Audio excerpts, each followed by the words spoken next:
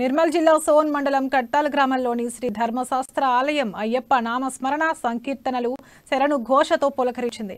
ఆలయంలో సంక్రాంతి వేడుకలను వైభవంగా నిర్వహించారు. ఉదయం సుప్రభాత సేవ అనంతరం అలంకార ప్రియుడైన స్వామికి విశేష పూజలు చేశారు. రంగురంగుల పూలతో అలంకరించారు. స్వామివారి ఉత్సవ విగ్రహాన్ని ప్రత్యేకంగా అలంకరించిన పల్లకిలో ఆభరణాలను గ్రామ పురవీధుల గుండా భాజా భజంత్రీల నడుమ ఊరేగించారు. అనంతరం ఆభరణాలను స్వామివారికి అలంకరించారు.